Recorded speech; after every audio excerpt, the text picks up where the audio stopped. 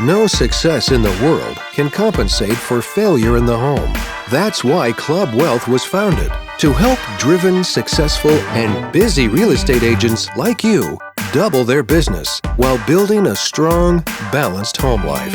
Join us each week as high-producing agents and team leaders share their stories and unpack the principles and systems they've used to double, triple, and even quadruple their business while enjoying greater quality of life.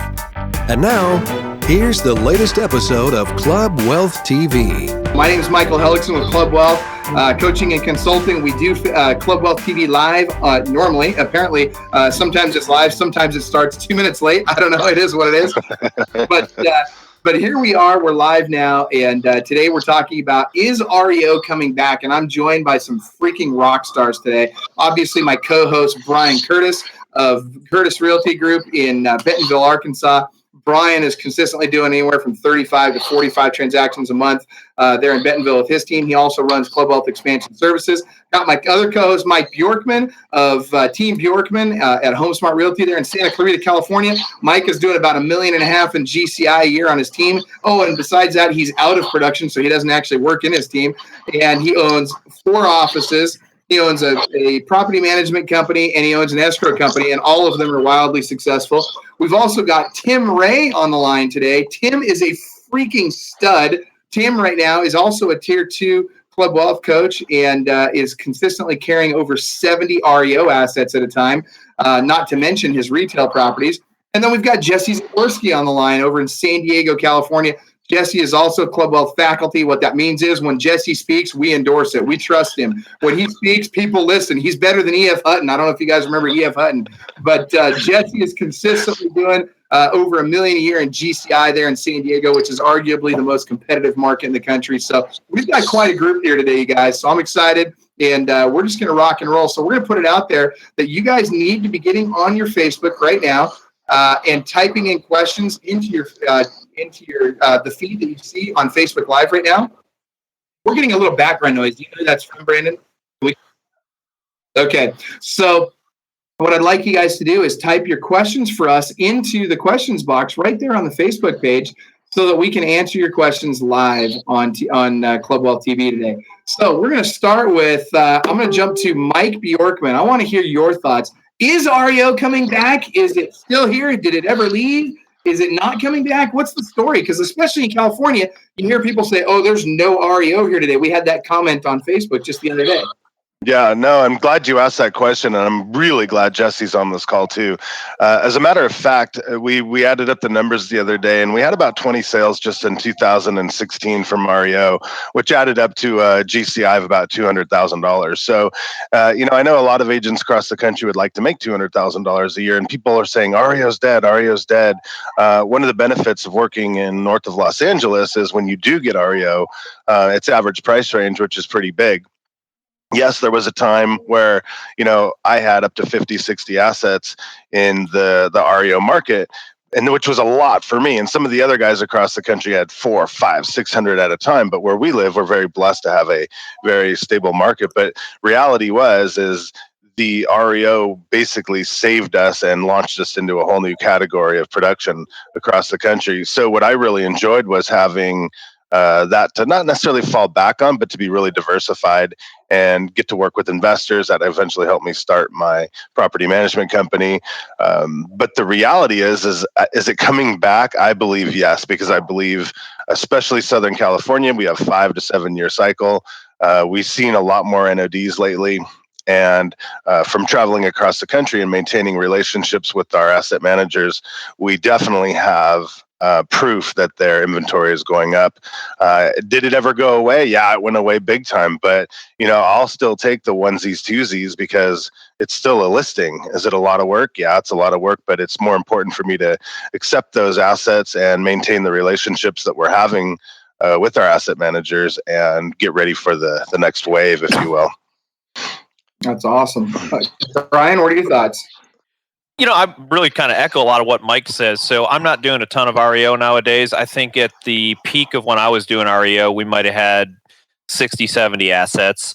But what I've noticed is that here's the beauty of if you want to be in the REO world and you're not sure if it's a good thing or not, if you have a team of buyer's agents or you're willing to go out and show some property, the last REO that we listed, it lasted probably 2.5 days on the market, and I think we had 8 offers.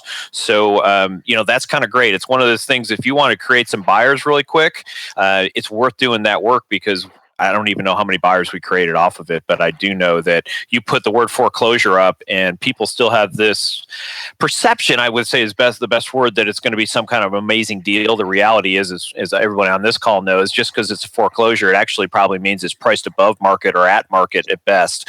But it's definitely something that nowadays, there's some opportunity out there for the people who are willing to put some time, energy, and effort into it.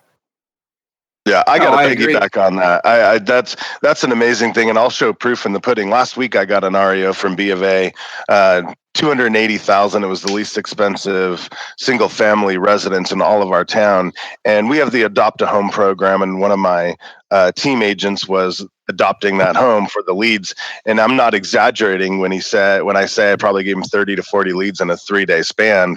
And I'll tell you, that was a heck of a lot cheaper and easier than a lead purchase platform. So we probably have 10 buyers in the pipeline just from one little REO.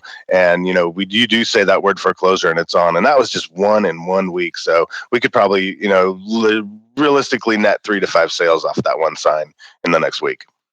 Yeah, REO definitely brings in sign calls. So by the way, before I forget, I want to make sure you guys know, if you're not already in the Club Wealth Real Estate Agent Mastermind group, get in there right now and go in on the Facebook feed. You'll see that we're on our live feed there, and you can literally type in your questions there, or whichever live feed you happen to be on. Go ahead and type them in, and we'll get to your questions one at a time. Jesse, you had something to add. Go ahead. Yeah, I just want to know if I can play devil's advocate. Is that safe this early in the call? Absolutely. Yes. All right, cool. So I am a big believer that REO, just like real estate, REO is local. REO is driven by local conditions. So to say across the board, it's coming back, it's going away, whatever it is. Yes, there's national trends, but it's so different in each area. The nice thing, by the way, today, guys, last time I was on this, I put on a suit because I was being a retail broker. This time, it's an REO call. I feel great in my California trucker hat and a hoodie, because this is what you wear as an REO broker. So yet another benefit of being an REO broker is you get to dress like this. Anyway, so what you want to do, because it's really a trade-off on time, right? Yes, REO, I agree 100% with what Brian Curtis is saying, what Mike Bjorkman is saying. Once you get the REOs, they're amazing. However, how much time, effort, and energy is necessary to get a single REO? And that depends on where you live in the country. So my background, some of you don't know who I am. I'm a real estate broker in San Diego, but I also run a networking group of REO brokers called DS Pros, Default Servicing Professionals. So we've been doing this for 8 years. I talk to some of the top REO brokers in the country on a regular basis to figure out what's going on, right? What's working. And to me, it's the Eastern Seaboard, the South. Tim Ray's in Kansas City. He is flooded with REOs. California, there really isn't that many. Are they coming back? Bjorkman, I don't know. I mean, Bjorkman's crystal ball is as good as my crystal ball, right? So I used to carry 100 REOs at any time. I now have 14. Did I make money off them? Absolutely. Have some of the competition left the business? Absolutely. So could you break in if you're in California? Sure you could. But if you're in California, are you better off spending your time chasing REOs or going to convert expireds, FSBOs, anything else? If you're in the Eastern Seaboard, we had a new DS Pros member just join in Virginia, who's actually also part of Club Wealth. And they have like 12 REOs in the first month because there's just a whole bunch in Virginia and everyone's jealous because like, what's going on? But we made a couple introductions and there's just a flood of REOs there. Does that make sense?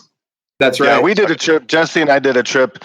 I don't know, a couple months ago. We went to San Diego actually, and met with some people down there. And then we went to Dallas, and we brought an agent from Chicago. And I literally watched her get probably 15 assets in a 3-day period. They just handed them to her, and we were just sitting there going, "Oh my gosh, this is awesome!" Yeah, but you know what Jesse's saying is right. When we traveled, we were on the plane. You know, I was gone 26 weeks out of the year in 2011. And each trip, costed $2,000-3,000. And I'll put my 2 cents in. If I have to guess or if I have to pick, if the next wave comes, I'll always be diverse. Don't get me wrong, but I will definitely go after the REO, because at the end of the day, it was a heck of a lot easier than going after expireds and FSBOs.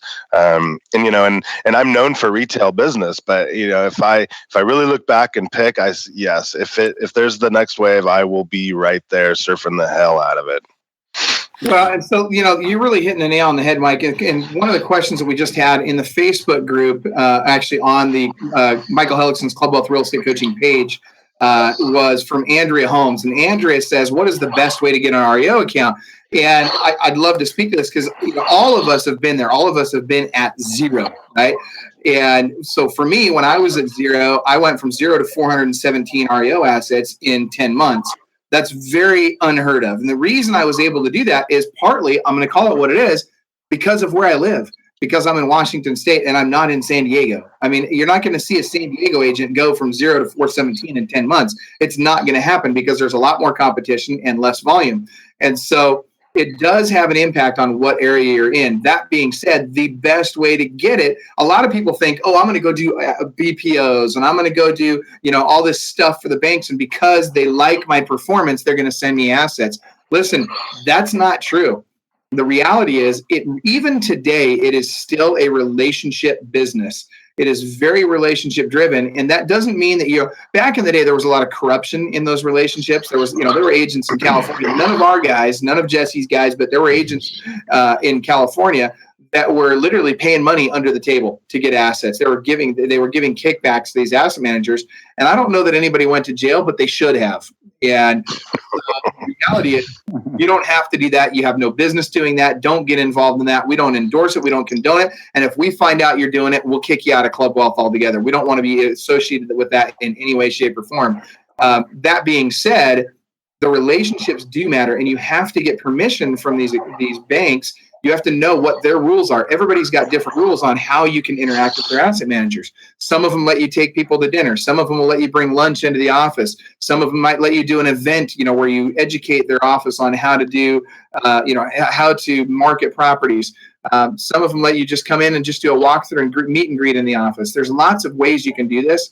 The key is understand what the rules are and make sure you don't violate them. Do not put your asset managers in a situation of getting in trouble.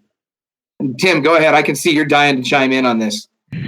Well, good morning, everybody. Tim Ray, Kansas City. Thanks for having me on the call, Michael. So the question was, is REO coming back? I don't know. I've been a lot of places the first quarter of this year. I've heard a lot of people talk, a lot of people that are professionals in this industry. Like, everybody's got a different opinion. All I can gauge off of to answer the question, is REO coming back, would be, what have I seen in this market? I am in the DS Pros with Mike and Jesse, and we have a lot of relationships around the country. It kind of seems like REO is coming back, because our connections are getting more properties. Now, are we getting more properties because of networking that we've done or relationships that we're building? So are we getting properties that were already there that were someone else's property to manage, and now we're getting those? Or is there an increase in default? And I think there actually is an increase in default. That's what we're seeing. I mean, I have a couple of friends in California. I think a lot of us do, that in the last couple of months have got properties that just appeared in their inventory. Is that California specific? I don't really know. I would answer the question as yes, REO is coming back because we're seeing it nationwide.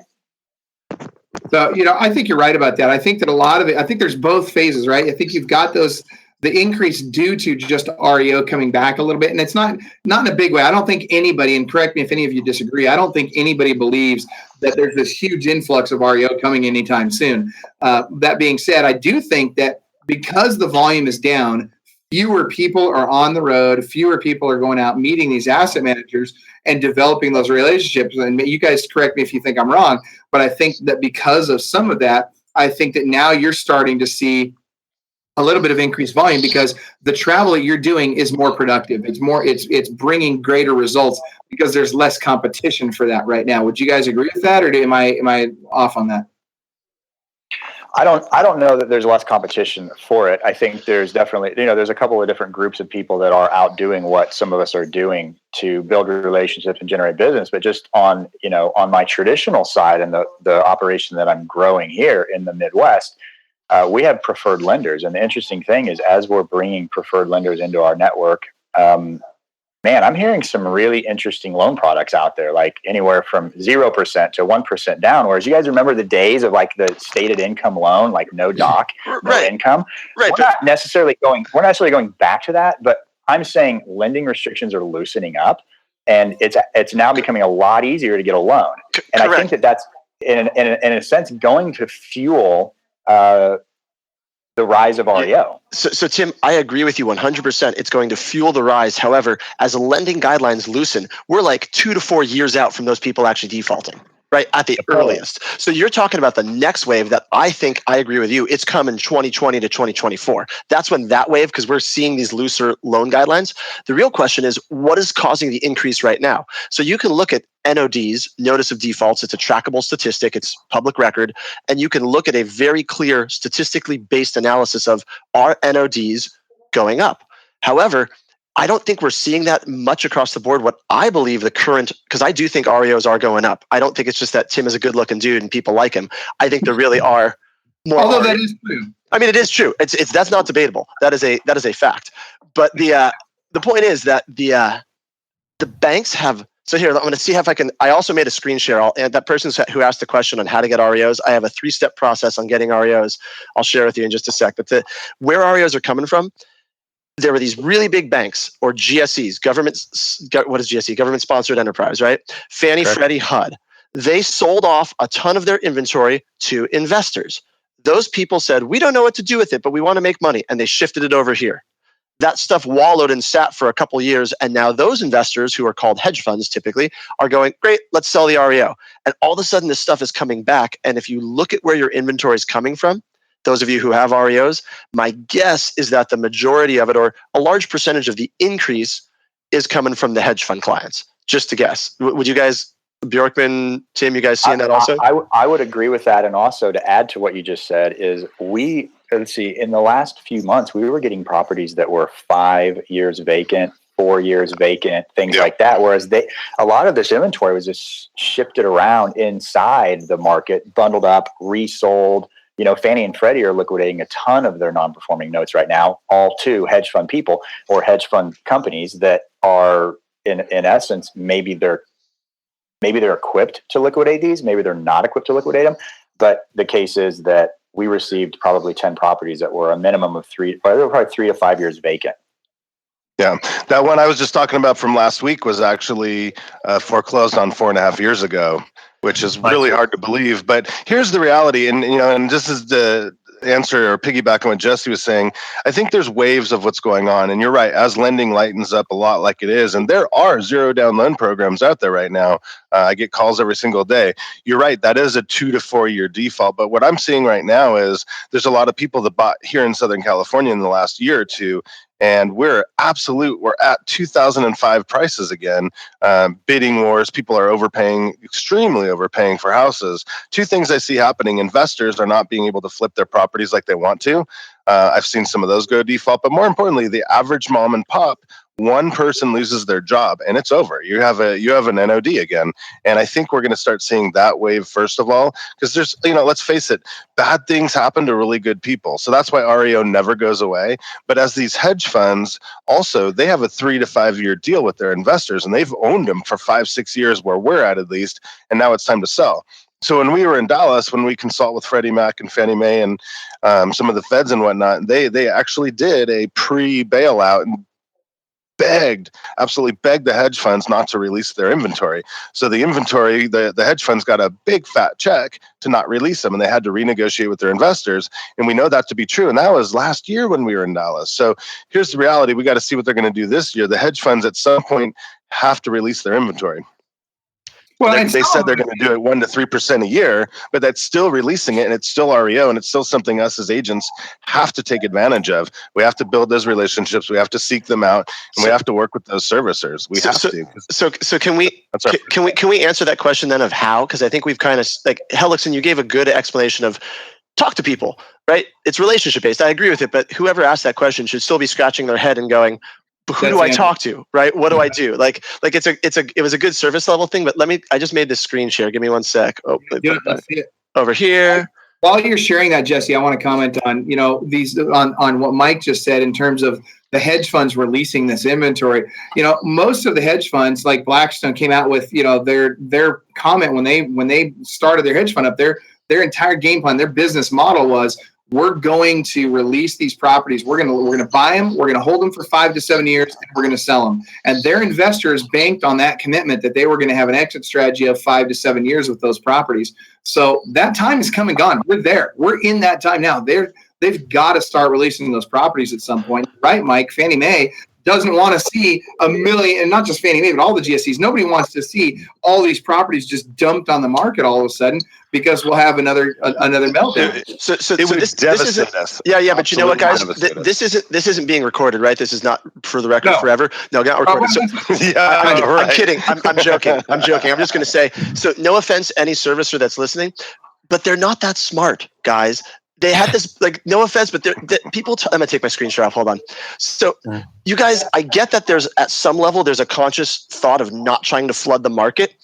They aren't that coordinated. There was never that big a conspiracy or anything.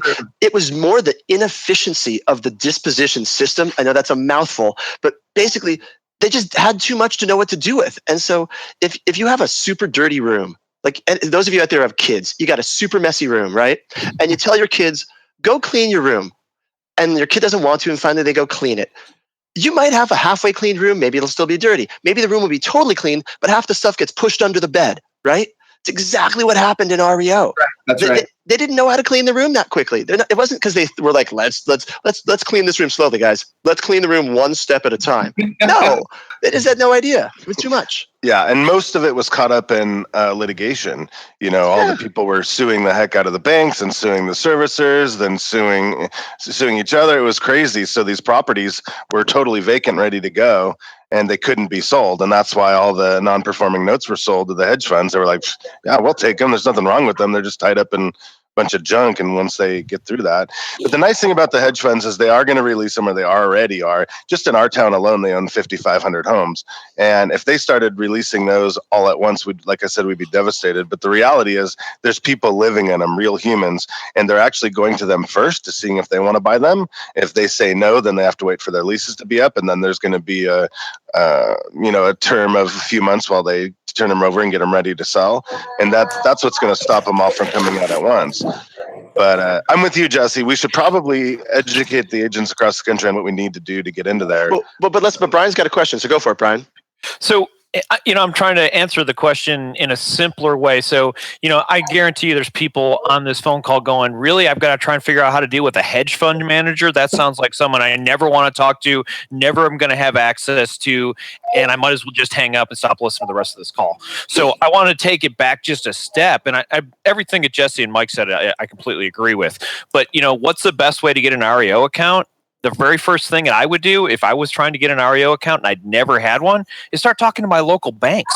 Because if I go to Fannie and they say, and I, meet somebody at Fannie Mae and they say, hey, we really want you to, list some of our properties. How many have you listed? Well, I've never listed an REO.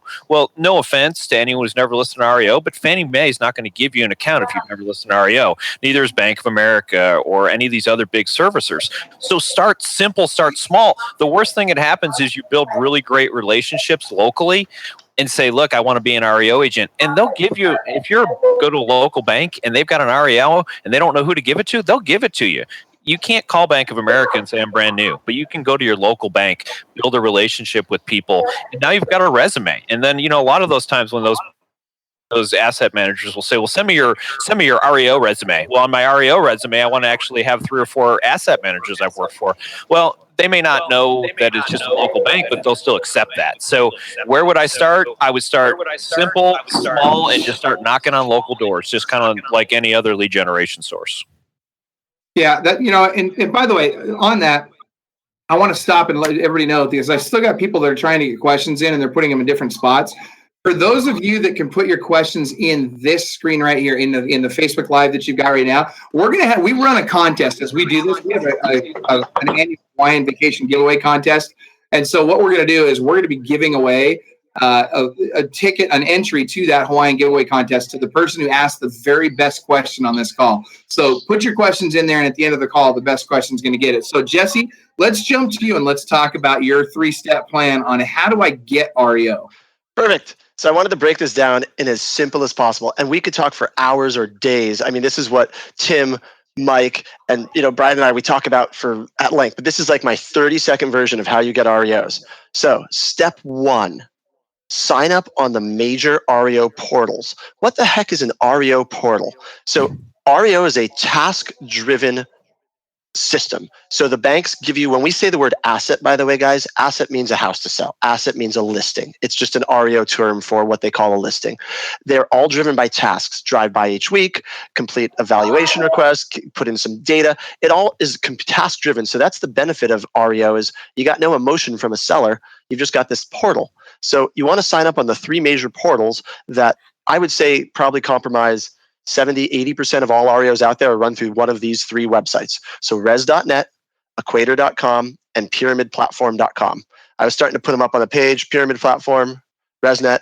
I didn't quite get to Equator, but you just go and sign up. It's free to sign up. They might charge you something on one of them. And for ResNet, you actually do have to have the highest level of ResNet, which is like 400, 500, or 600 a year in order to be eligible to get properties. 700. So before you go pay for a lot of money to sign up, you got to make sure you're actually going to be committed to getting business. But that is step 1. If you're not in a portal, they cannot assign you the property. Okay. Step 2, go to conferences. Who are you going to network with? So I love what Brian said, and I'll come back to what you said, Brian, about starting with your local banks, because I really do love that strategy. The other thing you can do if you have no experience, go to conferences. That's where these people used to hang out, and some of them still do hang out. So 5-Star Conference and reomac.org. Those are the 2 conferences that still run a fairly large REO industry-specific conference. Step number 3, network with other REO brokers. Right? You want to know who to talk to? Ask people who are already doing it.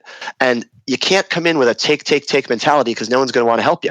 But if you figure out a way to help them back or however it is, I mean, I'm not saying this is back to Helix and it's not a monetary compensation. I'm just saying be a good person, be cool, be friendly, figure out a way to like network together. That's what networking is. That's who you're going to know who to target. So if you're in an area, here's my quick tips. And I think I'm a little over 30 seconds, but this is pretty darn short, right, guys? All right. So your tips, you want to target rural or less competitive areas, especially if you have no experience. If you have no rural in your market and you're in the middle of like Chicago, then target the inner city, because I guarantee very few other people are purposely going after the low end areas. Once you get your foot in the door, then you can back it out and go to the better areas. Tim, I'll let Tim talk about in a minute his rural strategy, because Tim is ridiculous with that and crushes it. The last one, Brian, you'll like this one, Brian. See this one? Fake it till you make it. So all of us, take off my screen share. All of us had no experience in REO at one point. And I guarantee I went to an asset manager, that's who works at the bank, who typically assigns the properties. And I said, hey, I will do a great job for you. And if they asked me, I never lied. I never specifically said, I would never say I have REO experience if I don't, but I would be creative. I would say probably at the beginning, because actually my coach originally, my very first coach years ago in real estate was Luigi Caprio, who is still a coach for Club Wealth. And I would say, well, I'm coached by a phenomenal REO broker, right? You can bend the truth, and you're part of an organization, Club Wealth, that has a ton of REO experience, and they will hold your hand and make sure you do a killer job.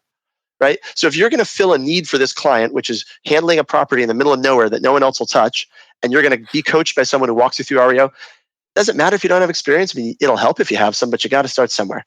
Anyone of you guys want to chime in on that? I do.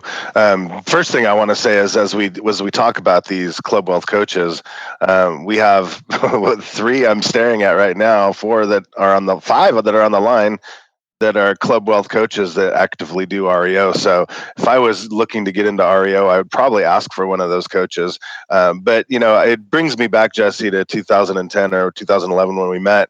I had no experience except for the early 90s after the earthquake. I did some REO. I did a couple short sales. We kind of pioneered them, but it'd been out of the game for so long that when 2007 and 8 and 9 and 10 finally came along, I was so fed up of watching other brokers make so much money. I said, hey, I'm going to get into this. But reality, think of the first couple of times we were together. I had zero experience in that generation of of REO.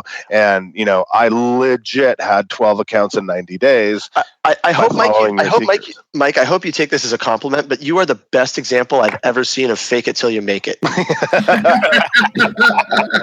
I mean, really, you are. The guy walks with such an air of confidence. Did any asset manager even ask you about your REO background? I bet you no one even asked. Never right? once. Never once. Because one, he surrounded himself with people who were experienced. So just by virtue of being next to people in DS Pros who are experienced or in Club Wealth, that they just assume that you know what you're doing also. Second, he walks with this air of confidence. Like if you've ever met Mike in person or if you can tell in these webinars, Mike just he's just the man. Like you see him, you're like, I want to be like Mike, right? I love you. Yeah.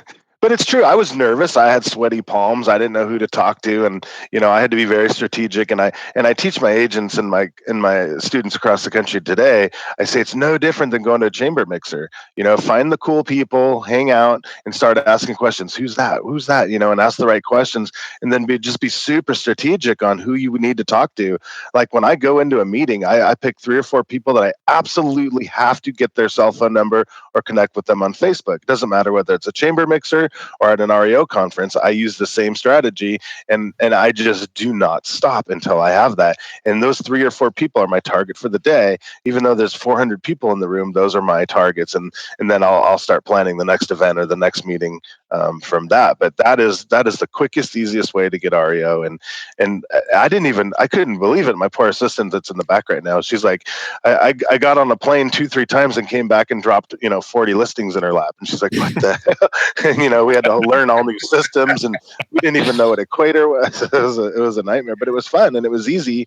And it was, honestly, I think that really did pull us out of the market and jumpstart us into a lot of different avenues that we didn't have before. We were able to get a lot of people calling us, and we did. From 2005 to 2012, we probably did 400 short sales. Probably half of those we did after we got into REO. And a lot of those banks, asset managers, and platforms that we're talking about referred those short sales to us. So that was a whole nother avenue. Here, Mike, here's a pre-approved short sale. Thanks. It was nice seeing you the other day. I mean, amazing opportunity rises when you actually can, get yourself in front of them and be strategic.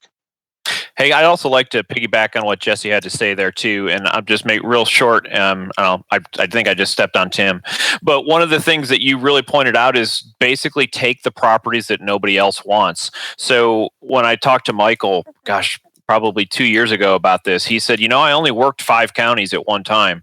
So I'm not suggesting that you have to do that, but the way I got Bank of America many years ago was by taking an account in another state that nobody wanted, and it was in the middle of nowhere. And I drove an hour and a half each direction to that asset that I sold for $80,000. I'm not sure if I actually made any money on that, but I can tell you all the other assets I got from Bank of America after that, that got me in the door. So anyway, Tim, I stepped on you. Why don't you chime in? Man, so everyone's piggybacking on Jesse, so I'll piggyback on Jesse and Bjorkman. Here's the thing, 2 things I wanted to talk about. So yes, somebody mentioned earlier, one of our buddies in the Virginia area got 12 assets dumped on him. This is a guy, if we're talking about the same guy, this is a guy who had no REO experience whatsoever. There's just no reason to try to fake it as far as act like you're a professional or not. Here's the deal. The single best strategy is, I'm a hustler, I'm a hard worker, I'm willing to do whatever it takes to earn your business, whether that's do BPOs, whether that's take a rural property. And that's exactly what a lot of people that I know in the business right now have done to get their foot in the door, is just say, look, I'm willing and able to provide you a level of customer service that you're probably not getting from somebody else. And if you are, great, add me to your list and remember me. As far, does that make sense? Do you guys agree with that, Jesse? Absolutely. Yeah, without a doubt. I was just asking, we're using a lot of acronyms in case the people watching have no idea. Can you tell people what a BPO is? Because that's also a good step. Used to be a good first step in the door, whether it is or not, but go ahead and explain what that is. Correct. But being able to provide something that someone else may or may not be able to. But a BPO is a broker's price opinion. It's basically a miniature appraisal. It's kind of a snapshot of the market and compares some data for the subject property that the bank has. In other words, you're doing a miniature appraisal, and it's done inside the platforms that Jesse put up on the screen earlier, the res.net, Equator, et cetera. And then just being able to provide a service to people. I'm in the Midwest, man. There's a lot of there's a lot of agents in the rural part. By rural, I mean out in the sticks, like 2-3 hours away from civilization, that just won't drive very far. By very far, I mean like 15 miles.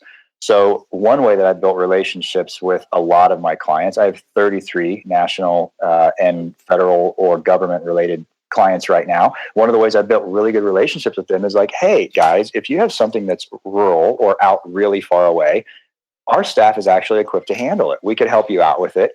Now, we don't necessarily take anything that you send our way because maybe a particular client might have more stringent guidelines. Like, in other words, if they want you to do a weekly occupancy check on a property that's 7 hours away, you probably can't provide good customer service for them. But if you can match what they require as far as expectation and customer service, by all means, that's a good way to get your foot in the door. Say, I'll take this property for you if you can try to get me in your network inside the city. So that's always been a really good strategy to use. But then again, everything boils down to the relationships you build, the opportunity that you get to meet with these people. And that's where there are coaches on the call that have a lot of experience, a lot of connections, and then the 5-star and the REO MAC conferences. Those are always really good places to end up because that's where you get FaceTime with people that can change your life. So I want to jump on that just for a second, because one of the things I hear a lot, people come to me and they say, so if I join Club Wealth or if I join DS Pros, are you guys going to just connect me with all the asset managers and give me all the relationships? And I really want you guys to take a step back and understand, and I'm not talking about the guys on the call here, but I'm talking about people that are listening. I want you to take a step back and really understand this.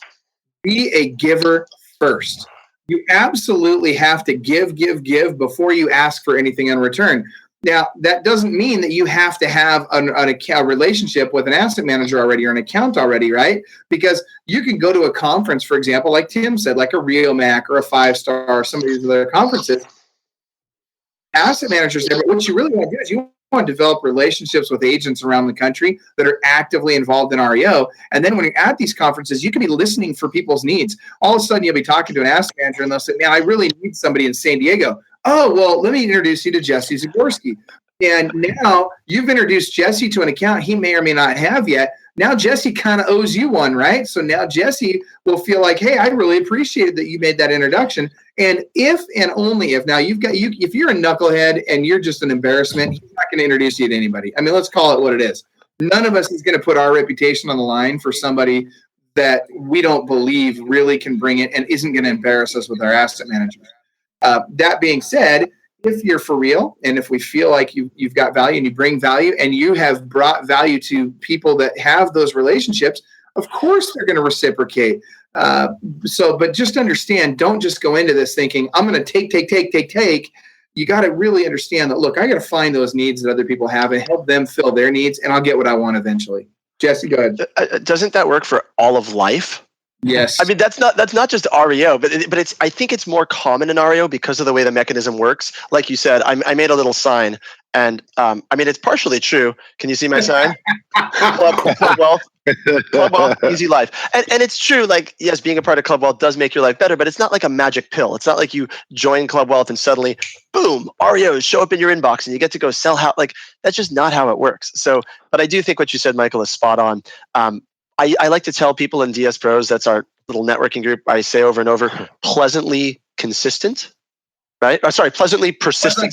Pleasantly persistent. There's a big difference between being like, oh, right? And just being like, hey, I'm still here. Like, I want to be a part of this. Don't ever do that again, Jesse. I heard that's how you got Keystone. What are you talking about? That's totally how I picked up a lot of it. No, not at all. So pleasantly persistent. And the other thing is, I don't know, just be a cool person. Like, I don't know how else to say it. It really is just be a good person. Just, and people want to be around you. It makes you a magnetic as opposed to a repulsive, your energy pushes people away. Yeah. And let's, I completely agree with you there. You guys, you've got to be socially acceptable. I don't know how else to put it, right? Like, you can't be a complete, I can't think of a nice way to say this. So I'm just going to say, you just can't be a jerk. You've got to be socially acceptable. Listen more than you talk. Ask them, and this sounds crazy. Use the Ford technique.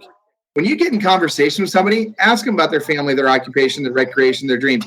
Let them do all the talking. And we used to play a game. I know you guys all know Ty Leon Guerrero and Alex Lair, who are two of the guys I used to do a lot of traveling with. And we would play a game. We'd go out with asset managers. and we'd see which of us could do the least amount of talking that night. And I mean, literally, we would add up the time, and there are nights where we would say maybe 6 to 10 sentences within a particular group of asset managers, and we were okay with that because those asset managers came away from it feeling like we were the best communicators in the world, right? We were like these great conversationalists. Why? Because we let them do all the talking. I got an asset manager on the call right now. Chris is actually a Club Wealth coaching client right now, but Chris used to be an asset manager, and he's laughing. He's like, ha ha, I love it. So, you guys, it's really true. Now, we've got some great questions coming in. And by the way, don't forget, we're giving away an entry to the Hawaiian vacation giveaway for the best questions today. And so Cherie Benjamin's asking, what are the real costs of being an REO agent? I heard you need a lot of money saved up to handle these assets. Who wants to hit that? That I wanted to jump in on, right? So everybody thinks it would be great to wear a suit and look like Jesse did 2 days ago and then jump on a call today with a track jacket and a hat. That's cool. Jesse's cool. The reality is REO is expensive. REO commissions aren't always full price, full commissions. Can you guys hear me okay? I might have cut out. Yeah, you're getting a little bit of an internet challenge there. We're going to have to get you to move up beyond dial-up, but that's all right. We'll work on that later. Hey, man, AOL, right? It's in Kansas, dude. Are you on that 14.4 still, or what are you on now? Yeah, we have, man. So REO is not for everybody. Like, it is expensive, and Brittany's got a great I think it was Brittany. She's got a great question. Like, I don't know what the cost is. I mean, right now I've got over $50,000 out just on rehabs, cash for keys, property maintenance, et cetera, et cetera. So I'll let somebody else take it from here. I'd love to chime in on that. All right, go for it, Brian. Okay, because I think that this is something that and Mike Dorkman and I were talking about that before the phone call. So I had a deck fall off a house the other day. So $5,000. I mean, it's a real story. It didn't happen 10 years ago. It happened the other day. And, so we got 2 bids out there and they're going to go out and fix it. So, eventually I'll get paid back for that. But ultimately, I'm going to write a check for $5,000. They're going to fix the deck and I'm going to get that back. I don't even remember how much it was when we had 30, 40 assets. But when you have gas, water, electric on 40 assets, not only does it take a lot of money to write those checks every month, but you've got to have a whole system in place to maintain that. So, just something to think about and driving around. I think Tim mentioned this earlier, but driving around to let's say you've got 20 assets, you're driving around to 20 assets once a week. Either you have to do that or you're going to have to pay somebody else to do that. So just things to consider. I mean, there's great opportunities out there, and if we could have 50 REOs again, I would take it. I'm not against that in any way, shape, or form, but it's not free. It is a lot of work. And here's the one thing that a lot of people don't think about in REO. REO is a 365-day a year job. Christmas is a day that a task is due, and they don't think about it. When they assign that task and it's a 48-hour task and they assign it on the 23rd of December, they don't care. And the system is not smart enough to go, oh, it's Christmas, so we'll let Brian go on that task that he didn't complete. So just things to think about. It is a 24/7, 365-day a year job. Phenomenally profitable for those who can get into it, but definitely so. Anyway, I'll back out. I stepped on someone else's I think we should talk about that for a minute. Yeah, hang on real quick, Mike. I want to jump on reimbursements because this is a good example of my biggest remodel. I literally had to do a $130,000 remodel on a house. I put the cash up for that. Normally, if it's that big, the bank will front the money, but some banks just won't. And I literally had to write a check for $150,000, and I didn't get it back. It just is what it is. But that's rare. That's rare. That shouldn't be a hurdle to getting into REO. Someone listening thinking, I don't have 150 cash liquid. That's crazy talk, dude. There's no offense. I love you, man. But how many REO agents out there have 150 liquid sitting around to do that? Very few. Yeah. Very few. But what is important, though, and I think what people do need to realize there is that there's going to be money that they're going to pay. And it's usually, $1,500 here, $500 there, whatever. It's not usually big money, but there's money that you're going to have to pay out on things and it's going to take you a period of time to get that back. And very importantly, you have to have your stuff wired tight. You had better be on your game when it comes to your bookkeeping and accounting, because if you're not, they will not pay you back. If you miss a deadline, they don't care. Some of these guys had reputations. Now it's gotten a lot better today, but back in the day, there were a lot of these companies that had a reputation for deliberately screwing agents out of their reimbursements. And so just be aware of that. It's not the case anymore. It's, that's very, very rare today. But Jesse, I think the banks want to know that you have about $1,000 per asset. Right. Because that's kind of a good average number. And then if you have 50 assets, do you need $50,000? Probably not. But guys, can we clarify this? I put it in the Facebook chat per your request, Michael, but I want to just make sure we clarify. There's two sets of money that you need. You need reserves for fronting money for repairs, and then you need money to pay your staff for actual REO expenses. Part of it you're going to get paid back and reimbursed. Part of it you will not. So it was actually Cherie that asked the question on the Facebook chat. So we can go around the room and see what money you guys think you need. I think you need like 10,000 in reserves to get started. You could do it with 5,000, but I think 10,000 safe. And you don't need to even have it sitting around. You could have a line of credit. You just have to have access to that money sitting available so you can front it. Secondarily, you need money for your staff. REO is a lot more, when it's task driven, you need a lot more staff than a traditional retail listing. So when you're driving past a property every week and you're doing 42 tasks on a property on a monthly basis or whatever it is, it takes a lot of time. You can do it yourself if you want to keep your money, your margins down, but man, you're going to go insane. So you got to figure out, I got to pay someone. So whatever your market is, the reason I didn't put on Facebook an actual cost for staff, because it varies. I pay my staff different than Tim Ray pays his staff, I hope, because he's in Kansas City and I'm in San Diego. So I think our staff has different basic costs of living. You want to keep rubbing in that you have all the high-end properties and the low-end properties. That's cool, man. I can put this really simple for the agents listening because I do it. I think REO is exactly like owning a property management company. Every single agent at one time or another goes, should I do property management? And this is the exact question you should ask. Should I do REO? Because basically you're going to do property management. In a property management company, I have a property manager. That would be somebody who oversees the accounts. I have a bookkeeper. That's somebody who does the bills.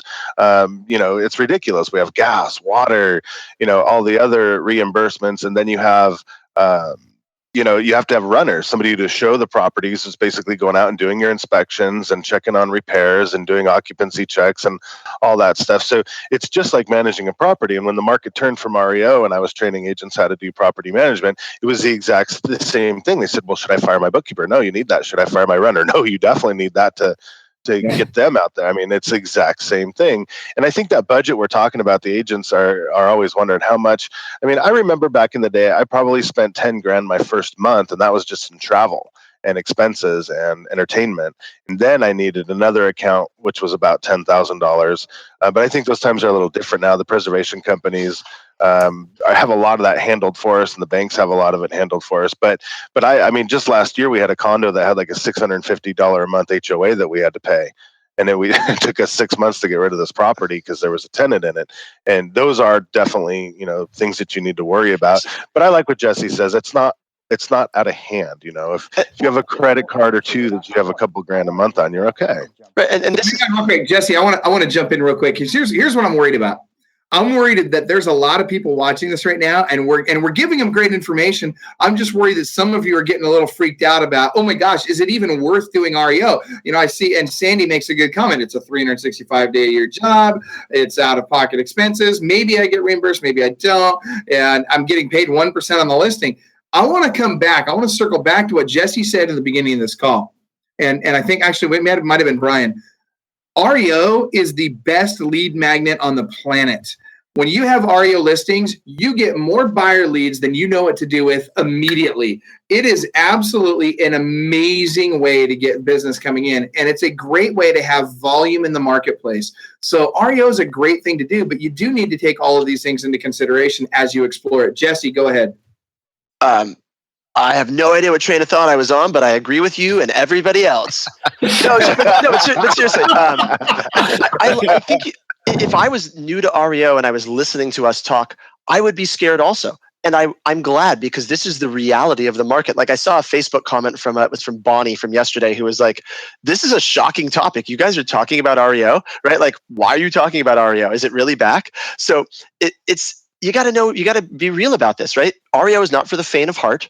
It's a phenomenal tool and a phenomenal niche if it works in your area and if you want to go for it full board. But if you don't like what we're talking about, how many other ways do you teach people how to make money in Club Wealth, Michael? I mean, what?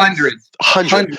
Yeah, I mean, there's more ways to do real estate than you can shake a stick at. The key is find the one that works for you. Yeah. That's all I have to say. It's not going to be just one, right? Your business needs to not just be one lead generation source, right? REO is just one lead generation source. You've got your referral database, you've got your Facebook marketing, you've got all, maybe you're calling FSBOs, expireds, where there's hundreds of different ways you can do this. Everybody's going to have their own kind of mosaic of systems and processes and lead gen sources they use.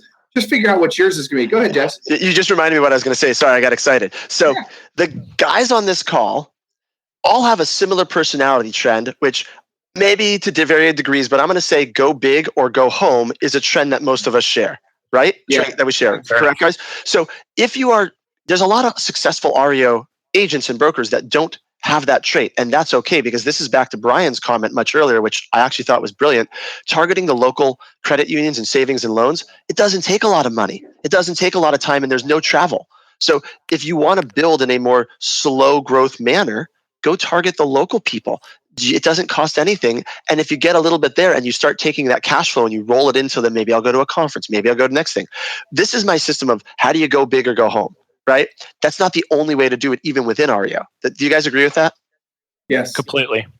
Absolutely. Well, you got Christina Griffin, for example. She's a great example. Christina pretty consistently carries right around 100 assets.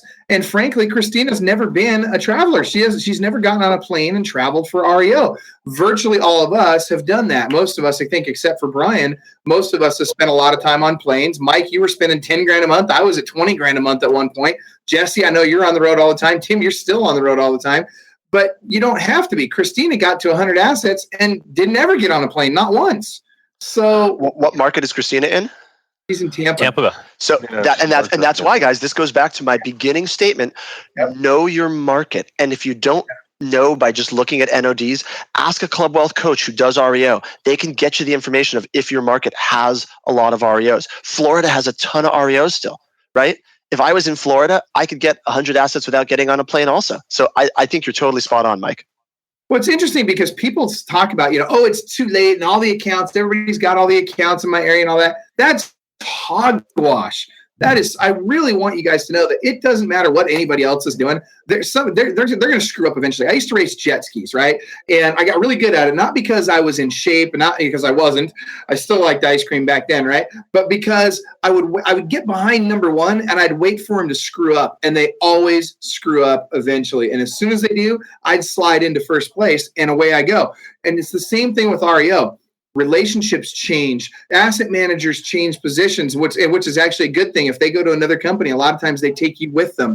But what happens is when somebody that's got a great relationship with an asset manager that's covering your area, that asset manager leaves, all of a sudden the new guy comes in, he may not want that agent that he inherited. He might not get along with them. And so all of a sudden that opens up that door for you. Or the agent that you've got gets complete, that's number one in your market in that account. Maybe they get complacent. They screw stuff up. And all of a sudden, again, now you've got the opportunity to slide in and grab those accounts. So that's exactly right. Because you guys got to remember when Southern California, we started getting a lot of REO in 06, 07, 08, 09.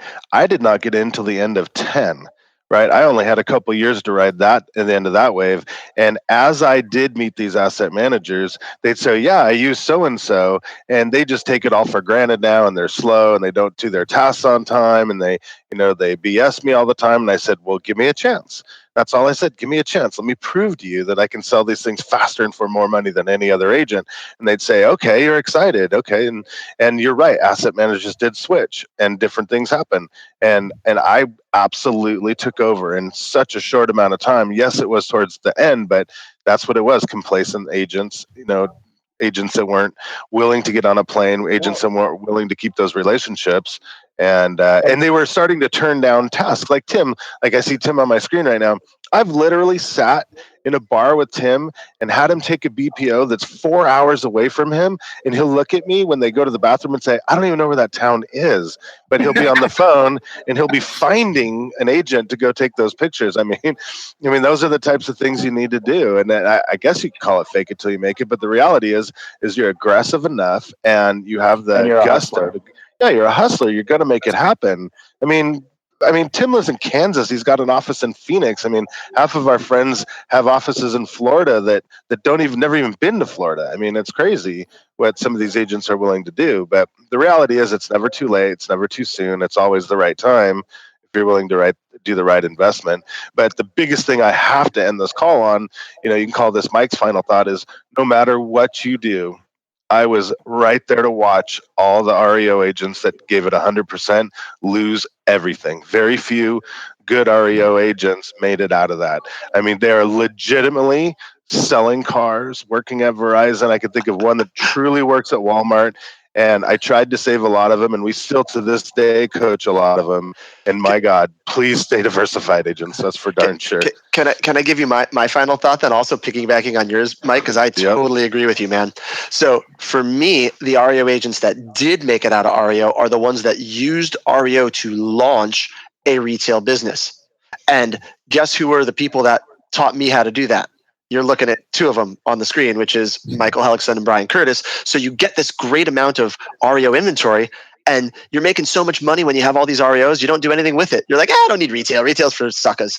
And then you realize you're like, oh man, but REOs are going away. I better leverage these REOs into a retail biz. And then you launch this great business. So it's never, when you say never too late, I agree. It's just all a matter of how you leverage it and what you do with it. So thanks, guys. Well, you're hitting, hang on, Tim, I'm going to cut right to you in a second, but Jesse, you're hitting the nail on the head too with the whole, diversify your business and all this. We've actually got REO agents around the country now that are coming to us saying, look, I'm doing REO and I'm happy doing REO, but I want to hire Brian Curtis and Club Wealth Expansion Services to run my buyer agent team. And I just want you guys to handle that part of my business, because at least then I can be diversified, but I don't have to deal with a person. But Michael, what is Club Wealth Buyer Expansion Services? I'm not really as familiar with that concept. Expansion Services is pretty straightforward. I'm going to share this. Thanks for teeing that up. That was the point. Expansion Services, we partner with agents from time to time all around the country, and Brian Curtis runs that part of Club Wealth. So obviously, as a coaching company, we'll teach you guys any of this stuff that you want to know. We would love to help you, and it's just part of our coaching program. For those that want us to become a financial partner in their business, we have Expansion Services, and we make financial investments in businesses all over the country. And we actually do things like Brian Curtis literally runs daily huddles for teams all around the country. He manages those teams. He does all the lead gen for those teams. He makes sure that all the back end systems are running, handles all the administrative staff, all that stuff. To make it really, really simple for people to have operations in various parts of the country. And Brian, you kill it with that, frankly, brother. I appreciate you. But I want to come back to, before Tim, I know you had a comment. Before you jump in, we were talking about, how does Tim go out and people like Tim, how do you guys go out and get some of these assets in these other areas? They're maybe a little outside your home office. And I just typed into Facebook here. I said, you got to be a pit bull on the pant leg of opportunity. And it's really true. And you got to just want it so bad. And to Mike's point, Mike wanted it bad enough that he was willing to do whatever it took and to fake it until you make it, or to act as if. But really, what it comes down to is, I'm going to find a way to service that person. I'm going to find a way to take care of their need, whether it's me or I got to refer it out. No matter what, I'm going to be the guy that they call every time, because they know I'm going to solve their problem. And that's what you've got to be. When you are the go-to person that no matter what can solve their problem, guess what? You're the first call they make. Tim, go ahead.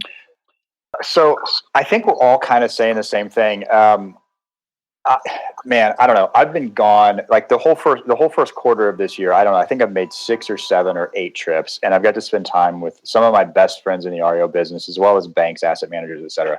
You guys, it is such a small world. Like, I guess the number one thing I would leave with you is, whether you get into REO or you don't get into REO, just do a good job, and don't step on anybody's toes, right? Because the REO world, whether it's growing or going, whatever the conversation is, it's here. Like, we have it. We have what we have. We may get more of it. We may get less of it. But REO is never going to disappear. So whether you get into it or not, if you do get into it, make friends with the people, because one bank shuts down or buys another one, or the asset managers or vendor managers go to another bank, they remember you, and they remember who does a good job, and they remember who's there to provide good customer service. And really, that's what we want to provide. And it's a huge lead magnet. I have 9 agents on my team right now that are all fueled by REO leads. And they're all doing a really good job. Thank you, Michael Hellickson and Brian Curtis. That's awesome. And you're killing it with them, Tim. You guys are doing a great job over there. All right. And by the way, your dial-up is showing again. So parting thoughts, guys. We're on the hour here. We got to wrap this up. So I want to just get one last quick party. You each have 10 seconds Final thoughts, Brian Curtis.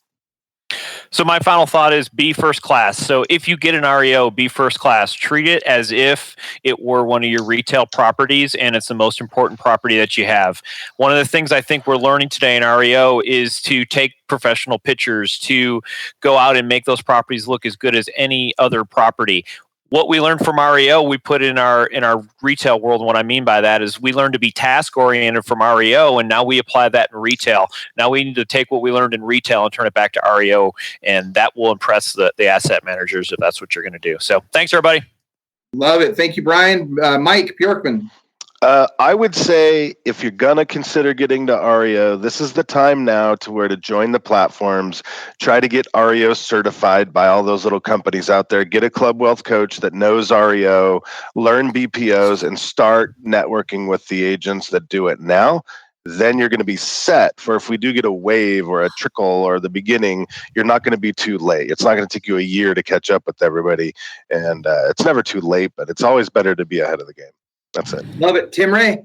I would say is, okay, we talked a lot about how to get in, what is REO, et cetera, et cetera. Hey, if you guys are getting into it or you get into it, you get a property sent to you or a bank wants to work with you and you don't know what to do, you're surrounded by a group of people that know what we're doing. So collectively, probably the people on this call have probably every asset company or bank that exists. Give me a call on my cell phone. I'm sure Bjorkman would take a call or Jesse would too. And Jesse's holding up a sign that says, I don't know what it says. Fun. It says fun. I can't see with my dial up. Everything's blurry. You do not do fun, right? No fun for Brian. I'm just kidding. Nope, none for me. All right. Anything else on that, Tim? No, that's it, man. Final thought for Jesse Zagorski. Hit it. Fun. One word. Seriously, everything we talked about in this hour, we totally ignored the fact that REO is actually really fun. It really is. And if you think I'm weird for saying that after listening to this call, then it's probably not for you. It's task driven, so there's no emotion. You know exactly what you're doing when, so your staff is awesome. Getting the business. We kind of glossed over the networking of what that really means to get business, but I've made some of my best friends, and some of them are on this call, by traveling around the country and hanging out with these people that I would do it just for fun. And the fact that I get paid to do it is why I think we keep doing it. I don't think Bjorkman would have been away from his family that long. One, he made money, but if he wasn't enjoying it, right? Yep. So I kind of downplayed that part, but it is really fun. And just if you're going to go for it, there's a number of reasons to do it. Profitable and fun. Love it. All right, you guys, we're wrapping up. My name is Michael Hellickson with Club Wealth. My final thought for this call on REO is simply, here's the thing. Whether you know it's for you or not, explore it. And whether you do it now or you do it later or you don't do it at all, it's very important that you understand this part of the business. You got to understand who the players are. You got to understand how things work. And if you do want to get into it, get to know the people on this call.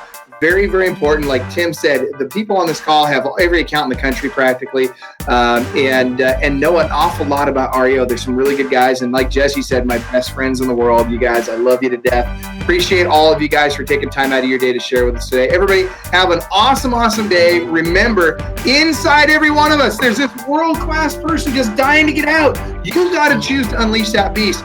You and you alone are responsible for making it happen. And if you don't implement, it's not going to happen. So implement, unleash that beast, and remember, you are world-class.